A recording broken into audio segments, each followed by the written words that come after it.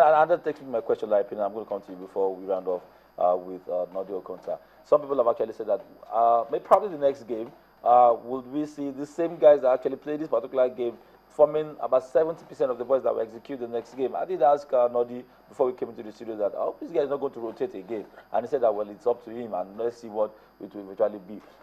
But Lance Salami was fantastic. For me, was clearly the bully of the game for the Super Eagles. But like he did say, Gallo coming in, brought in something else to that front line. Rabbi Ibrahim still thinks he's your coach, permit me. But again, I mean, it's good to actually see somebody with some level of creativity in the midfield, try to see if we could just dance rings around the midfield. But again, for you, is it bad time to start grooming these boys? I mean, we've been saying it for the past 3 years.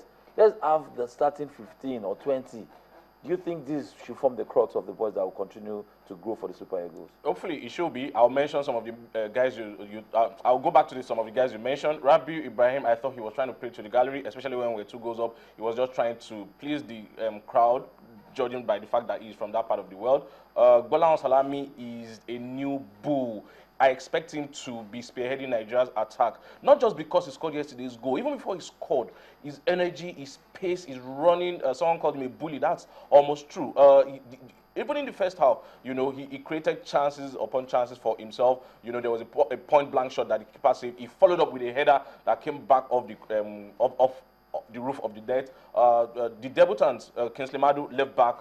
I thought it was a little bit convincing. Maybe when Echejile comes back, may be able to give him a run. Ekong was even more assured than Umeru, who got a yellow card in that game. Leon Balogun wasn't really tested. The Chadian game, we can't particularly measure these guys by this game. It was the first time many of them were playing together. But if we are to look at what many of those individual guys did, what's it called? Odion Igodalo was slick as usual. He brings something else that Bolaon may not have. You know, Bolaon has the brawn, Odion has the skill.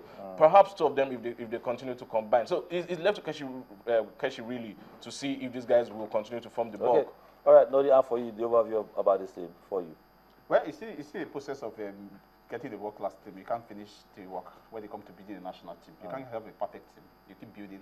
When you say some of 70% of these guys, the other guys who were dropped were not dropped because they can't do because this is off-season. Maybe probably next season we're going to see maybe some of them bounce back to better performance because Nigerians will want to see the best part time. Yes. That's how to get a better team. Because it's not that because it was the same mistake we made with this with last generation. Okay. But let's assume the generation that won the Nations Cup that we keep retaining those, but even though their form keep dropping by the day, and we keep skinning them back into the team. So I think that would be a big mistake to think that these guys, like Padam mentioned, it's not a hero. We have to keep building the team, keep ensuring that our players remain at the peak every time we play the game, so that we get the best out of these players. And I'm sure a lot of people actually agree with you. And these guys, with the way they played, I mean, good enough, under Keshi, we've seen something different with the Super Eagles. I mean, I think that's something that's working for Stephen Keshi. We've seen something different about the Super Eagles that we are used to seeing under the likes of Amodu and Christian Chukwu. These guys are younger, they're faster, and are a little bit more, they're more intelligent on the ball. Well, I mean, yes, we want to see a Super Eagles team always that plays with pace, that plays with decision, that excites, that creates chances and scores them. I mean, you can put together a team that does that. It was largely satisfy Nigerian football fans. But the major problem in his first spell was that he didn't know when to put a stop to the experimentation. I mean, you can't keep experimenting forever. Like you rightly pointed out, the first 11 or the first 15 should be players that are settled within the team. And then when opportunities arise in certain deficient areas, you can bring in players who are doing well in Europe, who you have monitored, like the left back yesterday, I thought was a breath of fresh air. I mean, he looked assured, he was comfortable in possession, off the ball, he was making good runs. The chance that Golan could have put away in the first half, he was the one that laid it. You know, such a bright player can be invited. But in a case where you invite 12, 13, 15 new faces, for a Super Eagles squad ahead of a crucial game, then we have every right to start asking questions. All right, that's it. We'll play in Group G, the group that has Tanzania and Egypt. Some people have actually argued that we need to wait to the game against Tanzania, then they play Egypt and see if these guys are good enough. Playing against Chad, yes, a lot of people did expect us to get maximum points in that game. Even the Chad national team coach said we're not going to concede as many goals. I mean, so he came with a defeated spirit anyway. But having said all that, kudos to the Super Eagles. We wish them all the best as they try to execute. All the best, Stephen Keshi too as well. They get to play They get to qualify for the Nations Cup that took place 2017. Having said all that, as we begin to run off the segment as well, so let's talk about the under-20 national team.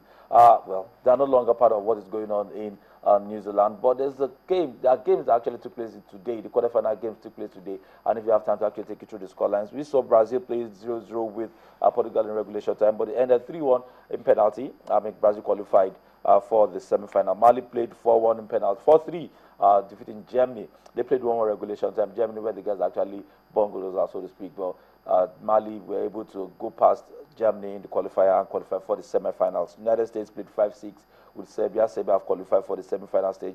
Uzbekistan plays 0-1 with Senegal, and Senegal qualified for the semi-final stage. Guys, Mali, Senegal, Ghana were teams we actually defeated at the AYC. But I guess football doesn't work like that anyway. Germany, people have argued that should we play Germany 2 times in a day, back to back, the German side that we probably would still have gone ahead to defeat. Not the things that we're unlucky against the German side, but some people said something was particularly wrong with our under 20 side going to this tournament. Larry, quickly.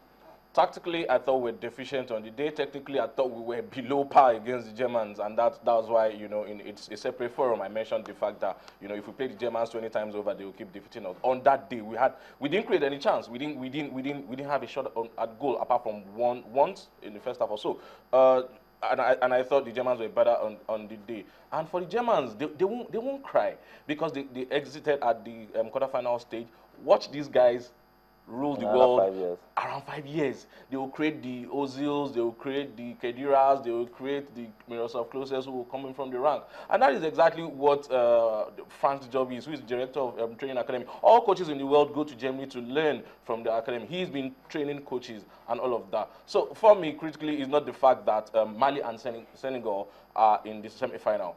It is in 3 or 5 years' time at the Senior World Cup. Will Mali and Senegal be at the final of the World Cup? There's something wrong with Africa. Nobody mentioned it. We don't have a sustainable football culture. So it's not about getting to the final of the under-20s. And in 5, 10 years' time, we don't see in the final of the Senior World Cup. We want to have a progression. Kevin Akpoguna, the Nigerian international, not Nigerian international, the German under-20 guy who is Nigerian born. You will see him in the German national team in a few years' time. The same thing for the Boatings. So for me, it is about producing stars. Okay, all right. Well, we had a good tournament outing, so to speak, but although we didn't qualify for the semi-final, we just went as far as the round of 16 was. Probably discovered 1 or 2 things worthy of note too in that particular tournament. Having said all that, let's take you through the scorelines of the games that took place in Copa America.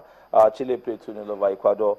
Mexico played 0-0 with Bolivia. In Group B, we saw Uruguay play 1-0 over Jamaica, and Argentina played 2-2 with Paraguay.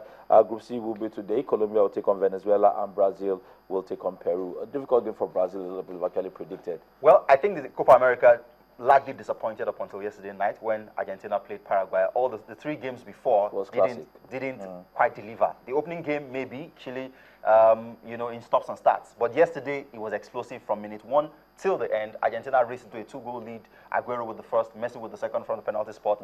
Aguero scoring there in the pictures. And just when you were beginning to ask how many would the Argentines score, they were playing with a lot of flair. The game was pretty to watch. All of a sudden, Tata Martino struck.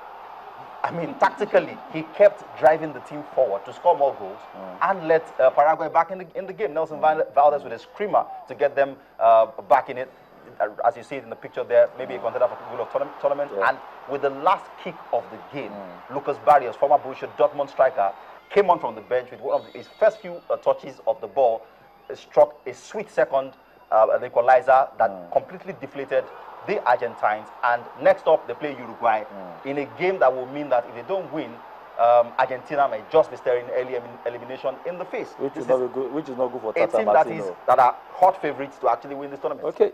All right, guys, I'd like to thank you now. We need to round off the segment right now, but is there any final words from you guys as we leave the segment? Larry? Well, always a pleasure being in the studio. I expect the Falcons to do well against the United States, tongue-in-cheek. It doesn't look like they will qualify from that group, Noddy. But when they won in Namibia, they look like the best team in Africa. But Sweden held the United States, so maybe we have a chance. Okay, I'd like to say thank you guys, thank you gentlemen for being a part of the segment. I'd like to say thank you for being a part of the segment. We'll need to go on a break, and when we come back, Ken Ochonago will be back in the studio to take you through the rest of the program. Join us again.